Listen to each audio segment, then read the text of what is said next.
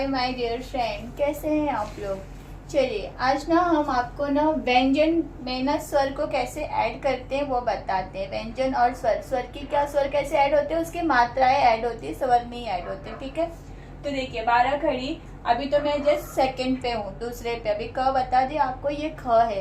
तो ख किससे होता है आपको पता है ना, किससे होता है।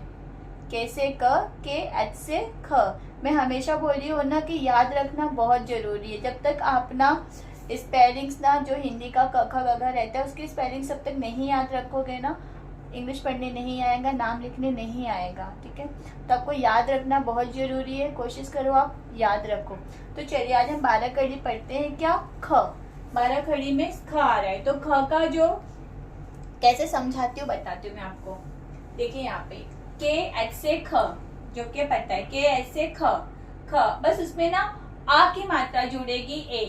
तो के एच ए से खा, के एच ए से खा, के एच आई से खी, के एच आई से खी, के एच डबल ई से बड़ी खी, के एच यू से छोटा खू, के एच डबल ओ से बड़ा खू, के एच ई से खे। देखिए के एच ई से खे, के एच ए आई से खई, के एच ओ से खो, के एच ए यू से खो, के एच ए एन से खंग, के एच ए एच से खह। आहा होता ना आह, तो खह।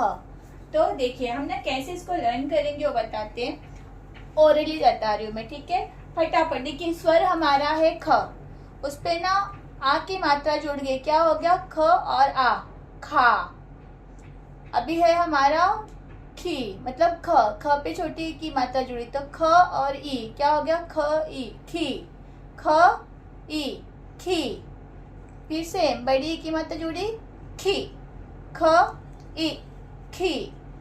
छोटा ओ की मात्रा जुड़ा खू, आ रहा ना ख और ऊ, खू। देखिए मैं ना साउंड बोल रही हूँ ना, साउंड आपको कोई नहीं सिखाएगा, तो साउंड के साथ सीखिए आप। ख और छोटा ऊ खू, ख और बड़ा ऊ खू, ख। ठीक है, तो के एच डबल ओ से खू, के एच ई से खे, ठीक है, के एच ए आई से खई। तो मैं शुरू से पढ़ा रही हूँ, अभी तो साउंड था इसलिए बीच में मैंने ऐड किया, शुरू से मैं बता रही हूँ आपको।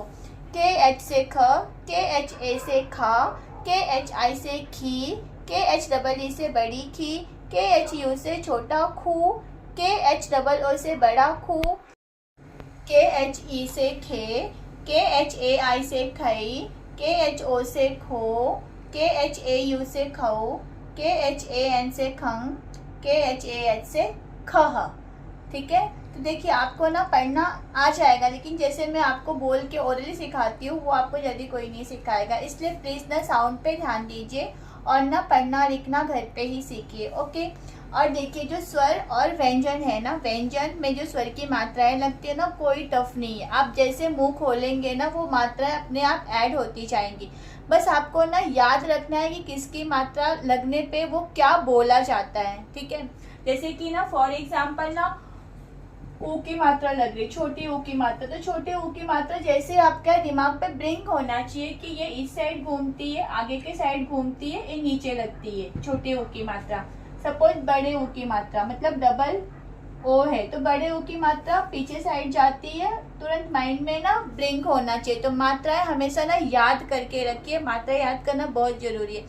मैंने ना मात्रा पे एक वीडियो बनाई है जो आ ई के साथ है, जो स्वर है ना आ ई, उनके साथ ना उनकी मात्राएं हैं।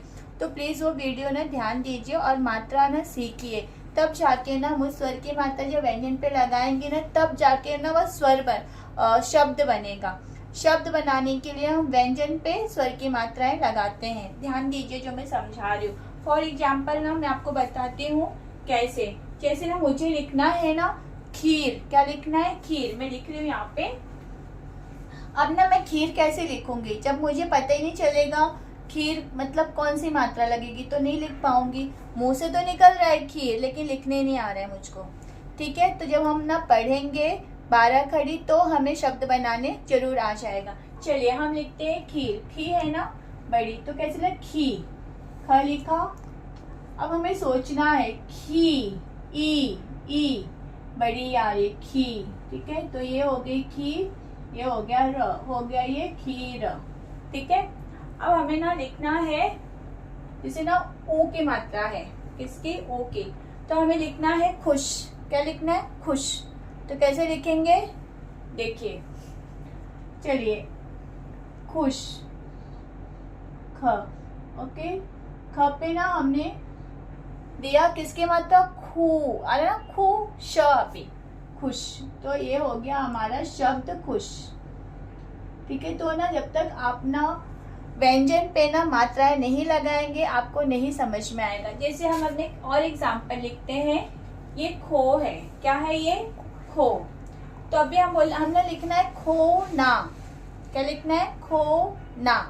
तो खोना कैसे लिखेंगे, तो पहले हमें खो लिखने तो आना चाहिए ना, तो खो कैसे लिखेंगे, मैं यहाँ बीच में लिख रही हूँ, जस्ट आपके नॉलेज के लिए, जगह नहीं है फिर भी मैं लिख रही हूँ, खो, ओके। तो ये हो गया खो।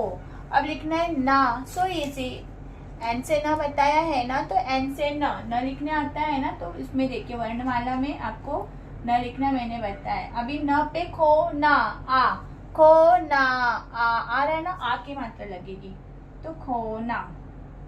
मैं आपको एग्जांपल क्यों देती हूँ, तो इस जो पर्टिकुलर जो अक्षर है ना, हम उससे शब्द बनाए, क्या बनाया हमने, खोना, ठीक है।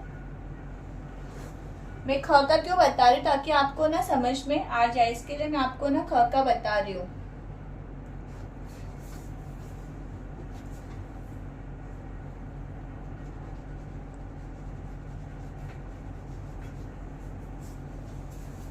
हमें लिखना है ना खेत। क्या लिखना है, खे। ख पे किसकी मात्रा है, खे, ए, सिंगल मात्रा। खैनी, खैतनी, खेत। क्या लिखना है, खेत। तो ये है हमारा ख। क्या है हमारा ख, खे, त, क्या हो गया ये, खेत। मैं आपको अभी देखो लिखना है, खै, लिखना है खैरात। क्या, खैरात, तो खई। अभी खो नहीं, खो नहीं, क्या, खैरात। तो खैरात कैसे लिखेंगे, ये खेत हो गई, कोई कंफ्यूजन नहीं, खैरात, ये खेत, सिंगल है, मुंह से बोलो, खे, ए आ रहा है, खेत। अभी खे, खैरात, बोले ना खैरात में मिली है, क्या सुना रहेगा आपने ये चीज, खई। तो खे, खई। आपका सिर्फ कंफ्यूजन दूर करने के लिए मैं समझा रही हूँ, एक बार समझा दूंगी ना, फिर आपको लिखने ना बहुत इजीली आ जाएगा। ये शब्द बने हमारे, क्या बने हमारे, शब्द बने, ठीक है। खैरात, खैरात, ओके। तो ये है खैरात। तो ये ना मैं हर एक शब्द का ना, हर एक अक्षर का ना शब्द बना के भी आपको इसलिए समझा रही हूँ कि आपको लिखना आ जाए, ठीक है। अभी ना सो इजी, अभी ख है तो ख का तो सिंपल, अभी बोला ख में कोई मात्रा नहीं लिखी। अगर हमने लिखा खनक, ख,